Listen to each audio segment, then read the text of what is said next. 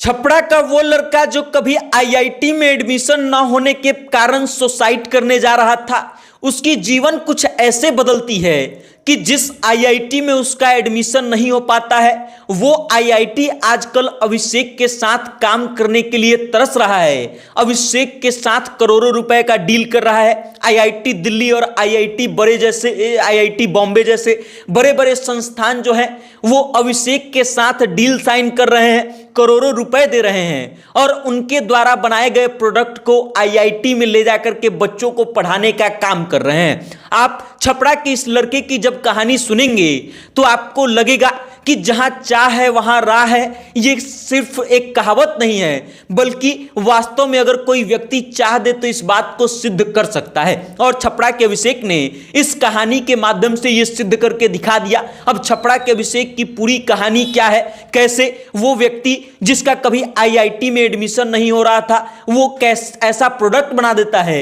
जिसका अब आईआईटी के बड़े बड़े इंस्टीट्यूटों में बुलाया जाता है, उसके सामान को बुला करके मंगा करके और बच्चों को उसके माध्यम से सिखाया जाता है।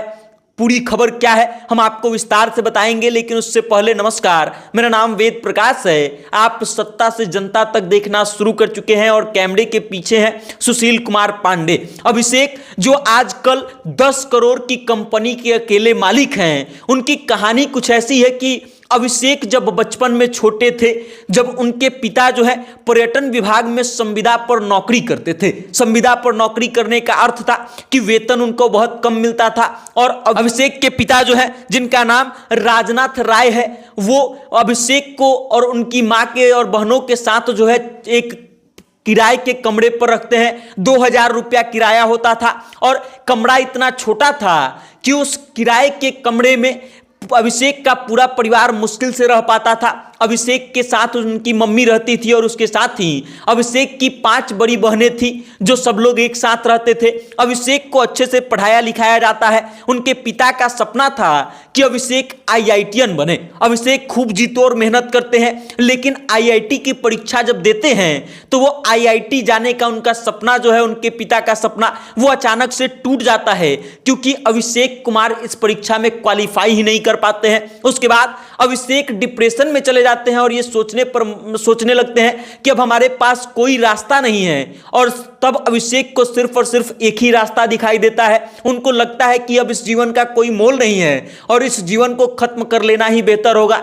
बाद में उनकी माँ और उनकी बहनें उनको समझाती हैं और तब अभिषेक जो है कलकत्ता के इंस्टीट्यूट से, एक प्राइवेट इंस्टीट्यूट से जाकर के इंजीनियरिंग में कोर्स में एडमिशन लेते हैं और इंजीनियरिंग करना शुरू करते हैं। जब उनका एडमिशन कलकत्ता के एक आईआईटी कॉलेज में हो जाता है, प्राइवेट आईआईटी कॉलेज में, तब वहां से वो पढ़ाई करना शुरू करते हैं। और जैसे ही उनका एडमिशन होता है, उनको पता चलता है कि जो सीनियर्स हैं, जो अब नौकरी कर रहे हैं, उनका मात्र 12 से 15 हजार रुपया का नौकरी लगा हुआ है। और तब इस बात को लेकर के अभिषेक चिंतित हो जाते हैं कि उनके एडमिशन के लिए पिता ने जो 4 लाख रुपया का लोन लिया है, वो लोन कैसे भरा जाएगा और उसके साथ ही अभिषेक की 5 बहनों का शादी कैसे होगा।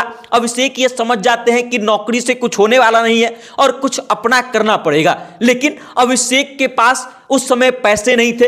अभिषेक एक एक रुपया करके जोड़ना शुरू करते हैं। उनके पिता उनको जो खर्च करने के लिए पैसे भेजते थे, उस पैसे में से बचाना शुरू करते हैं और अभिषेक सेकेंड ईयर में जाते जाते 10,500 रुपया बचाते हैं। 10,500 रुपया से अभिषेक एक कंपनी शुरू करते हैं। कंपनी हालांकि बाद में बनती है, लेकिन 10,500 रुपया जो बचाए थे अभिषेक ने, उस 10,500 रुपया से कुछ पार्ट्स खरीदते हैं और अभिषेक जो है एक रोबोट बनाते हैं। उस रोबोट की तारीफ खूब होती है, लेकिन उसके साथ ही लोग उनका मजाक भी उड़ाना शुरू करते हैं कि ये क्या खिलौने बना रहे हो। अभिषेक जो है अपने माता पिता को ये समझाते हैं कि वो नौकरी नहीं करना चाहते हैं, नौकरी करने पर उनकी कमाई नहीं हो पाएगी बहुत ज्यादा, और इस कारण से वो बिजनेस करना चाहते हैं। लेकिन अभिषेक के जो पिता है वो इस बात के लिए राजी नहीं होते हैं।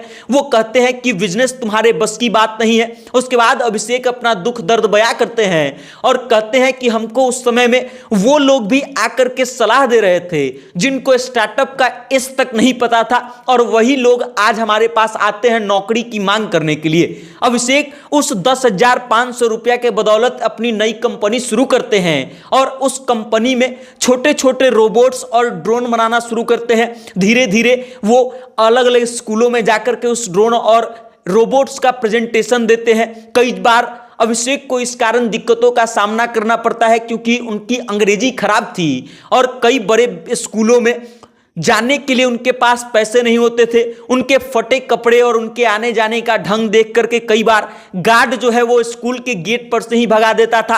अभिषेक गेट के अंदर भी नहीं जा पाते थे।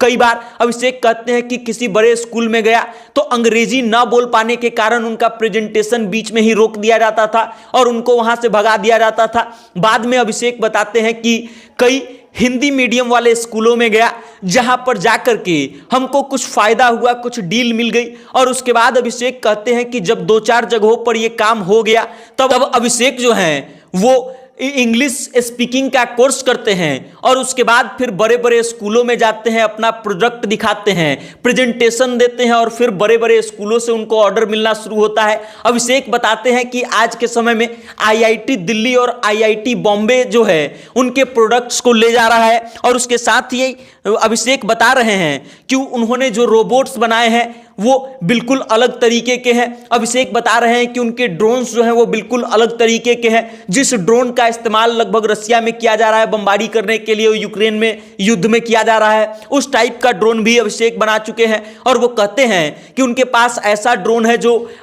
150 किलोमीटर प्रति घंटे की रफ्तार से उड़ान भर सकता है और उसके साथ ही अपने साथ वजन तक कैरी कर सकता है। इस बात की जानकारी अभिषेक देते हैं। और उसके बाद कहते हैं कि जिन स्कूलों में पहले घुसने नहीं दिया जाता था उन स्कूलों से अब अभिषेक को बुलावा आता है और उनकी कंपनी जो 10,500 रुपया में शुरू हुई थी आज 10 करोड़ की वैल्यूएशन पे पहुंच चुकी है। अब अभिषेक की कहानी कितनी लाजवाब है इस बात को आप समझ लीजिए कि एक लड़का जो कभी आईआईटी जाने का सपना देखता था अब उसके प्रोडक्ट्स जो है कई सरकारी विभागों में इस्तेमाल किए जाते हैं और आईआईटी मुंबई और दिल्ली जैसे बड़े बड़े संस्थानों में उनके प्रोडक्ट्स के मदद से बच्चों को सिखाया जा रहा है। यह कहानी अपने आप में कितनी लाजवाब है और लोगों को बताने के लिए काफी है कि अभिषेक जैसा लड़का अगर मेहनत करके यह हासिल कर सकता है तो कोई भी कुछ भी कर सकता है। और यह कहावत जो हमने शुरू में बोली थी कि जहां चाह है वहां राह है, अभिषेक की कहानी से बिल्कुल सटीक साबित होती है। बाकी